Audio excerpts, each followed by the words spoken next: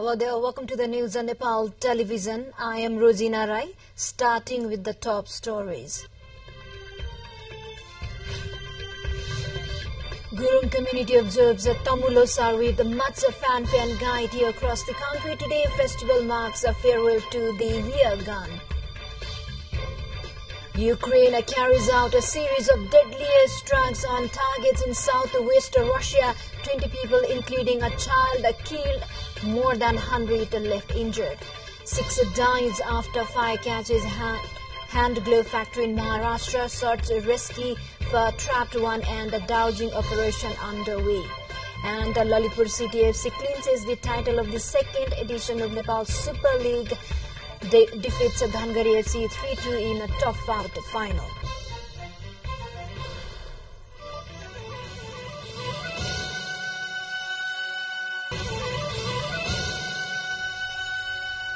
Welcome back. Now, news in detail.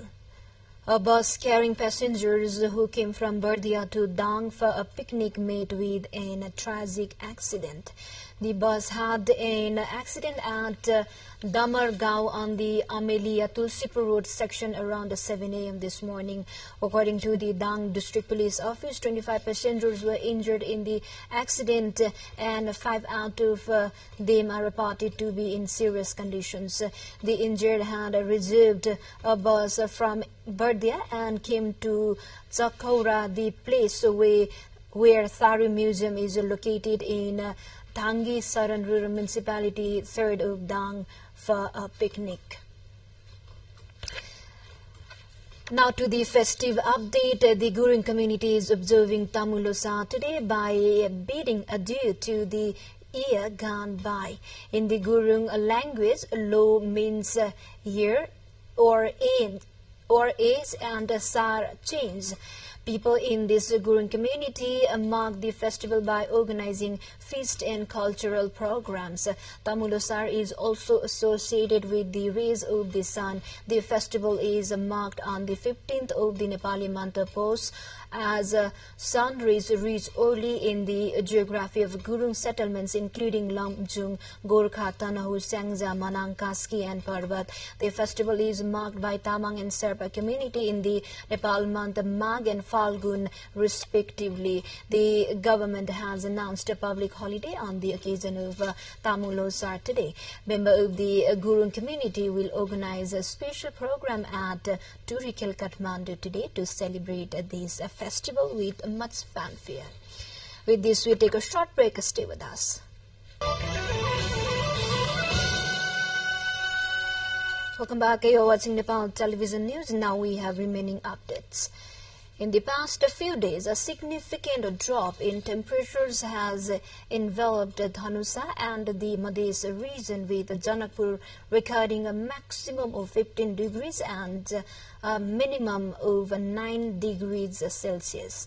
A wave of cold air accompanied by thick fog has affected daily life of the locals, particularly affecting students, the elderly citizens, and families lacking proper shelter and winter essential and supplies. Local authorities failure to provide sufficient support and challenges for the people, challenging the people having limited winter essential, leading many to resort to make shift fires, raising health concerns due to prolonged inhalation of toxic smoke. Not only are people affected, but transportation modes, both road and air transportation, are grappling with the low visibility caused by persistent fog, and the heightened risk of accident due to sudden temperature drops and poor visibility has prompted the cancellation of all scheduled arrivals and departures at flights. Arrivals and departures flights at Janakpur Domestic Airport. The absence of an instrument landing system ILS in Nepal airports compound the challenge for pilots, making visual approaches in low visibility weather conditions daunting. Airlines like Buddhaya and Eti Air operating in Janakpur have had to cancel flights and similarly leaving thousands of passengers stranded at the airport premises. With this update, we are moving on to international updates. Ukraine is again under attack by Russian drones. Officials say after 2 days of major aerial assaults by both sides, there are reports of explosions in Kiev and Kharkiv, where the mayor said residential buildings were on fire. Earlier, Moscow has accused Ukraine of deadly strikes on southwest Russia, with 20 people killed and more than 100 injured in Belgorod near the border. The regional governor said 3 children were among the dead in what was one of the deadliest attacks on Russia since it invaded Ukraine. Ukrainian security sources insisted that only military infrastructures had been targeted in Saturday's action. The attacks follow Russian strikes on Ukraine on Friday, which killed nearly 39. Those strikes were described by Kiev as Russia's biggest missiles bombardment of the war so far. Tens of thousands of displaced Palestinians seek refuge in the town of Rafah in southern Gaza, further burdening an already overwhelmed area. The Israeli-Hamas conflict has forced approximately 85% Gaza's population, or around 2.3 million people, to flee their homes, as reported by the United Nations. Palestinian armed grounds continue to launch rockets into Israel, with ground operations and intense fighting between Israeli forces and Palestinian armed troops occurred in multiple areas in northern Gaza itself. Palestinians' casualties resulted from airstrikes and missiles strikes in Jabalia, Beit Lahia and Beit Hanun. Again, time for a short break. Stay with us. Welcome back. Thank you for staying with us. Now, remaining international updates. A major fire at hand glove manufacturing company in Chhatrapati, Maharashtra, claimed the lives of at least 6 individuals on Sunday. The incident occurred in the early hours at the factory located in the Waluzu MIDC area, with the blaze erupting around 2:15 a.m. As reported by fire department officials, responders found the entire factory engulfed in flames. Local residents informed them of 6 people trapped inside. The dousing process is currently underway in the scene. Earlier reports from locals suggested that fire workers were trapped, but later confirmation from the fire department established the death toll at 6 individuals. According to worker, the company was closed and they were asleep when the fire broke out. A federal appeals court in the United States has cleared the way for a law passed by the state of California that bans carrying guns in most public places. The 9th U.S. Circuit Court Appeals on Saturday suspended a December 20 injunction issued by a judge who concluded the Democratic-led state's law violated the right of citizens to keep and bear arms under the U.S. Constitution's Second Amendment. The law is set to take effect at the start of 2024. The 3-judge panel issued an administrative stay that put the injunction on hold until a different 9th Circuit panel can consider whether to go issue an even longer pause while the litigation plays out. Now to Pakistan. Pakistan's election body has rejected former Prime Minister Imran Khan's nomination to contest the 2024 parliamentary elections with Khan's Pakistan Tehreek-e-Insaf party accusing authorities of stopping most of its candidates from participating in the elections due in February. The 71-year-old former cricketer star, who is serving a 3-year prison sentence for corruption, was barred from politics for 5 years by the Election Commission of Pakistan (ECP), but he still filed nomination papers on Friday. The officials has stated that they have rejected Khan for the candidacies of former members of his cabinet also. To the more updates, before that, let's have a quick look into the highlights of the side.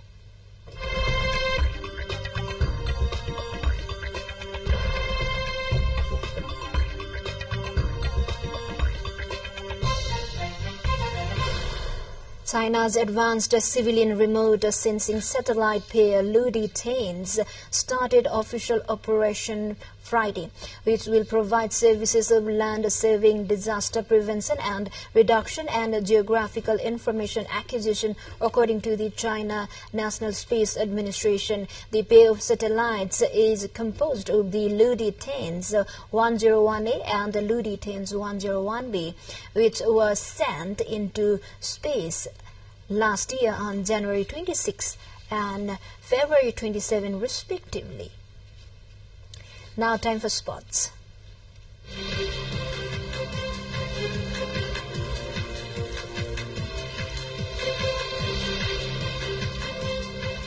Lalitpur City FC has secured the title of Nepal Super League in the final match played on Saturday. In our final match at Dasrath Stadium, Tripureshwar Kathmandu Lalitpur City defeated Dhangari FC with the scoreline of 3-2. Trailing 1-0 early in the game, Lalitpur City bounced back to clinch their victory. IM of Lalitpur City became the top scorer of this season with a total of 6 goals. Earlier in the 38th minute of the game, Afez Walwali of Dhangari scored, giving his team an initial lead. Then in the 98th minute, Ahmed Hizazi scored the second goal for Dhangari, attempting to turn the game around. Lalitpur City previously reached the final by defeating Kathmandu Rangers in the eliminator and Pokhara Thunders in the second qualifier, after securing 2 wins, 4 draws and 2 losses in the league phase, finishing second with 13 points. On the other hand, Dhangari, with 3 wins, 4 draws and 1 loss in the league stage, accumulated 13 points, securing the top spot and defeating Pokhara Thunders in the first qualifier to reach the final. Now, international sports update. Manchester City ended a stellar year on a high note by beating a battling Sheffield United side to move within 2 points of Premier League leaders Liverpool. Rodri gave the defending champions an early breakout when he latched onto Phil Foden's neat pass and fired into the bottom corner of the net from the edge of the area. The Blades packed defense meant City had to wait to add a second, but Foden was the provider again when it arrived midway through the second half with his low cross and dispatched by Julius Alvarez. City, who were crowned FIFA Club World Cup winners before Christmas, displayed all 5 of the major trophies 2025 on the pitch before kickoff. With this, we come to the end of this news bulletin, but before we say goodbye, reminders of the top stories again. Gurung community observes Tamulosa with much fanfare and gaiety across the country today. Festival marks a farewell to the year gone. Ukraine carries out a series of deadly strikes on targets in southwest Russia. 20 people, including a child, killed, more than 100 injured. 6 dies after fire catches hand glove factory in Maharashtra. Searches rescue for trapped one and dowsing operation underway. And Lalitpur City FC clinches the title of the second edition of Nepal Super League, defeats Dhangari FC 3-2 in a tough-out fight. Well, this is all we have for this moment. Until our next bulletin, have a good day ahead. Stay with us. Namaste.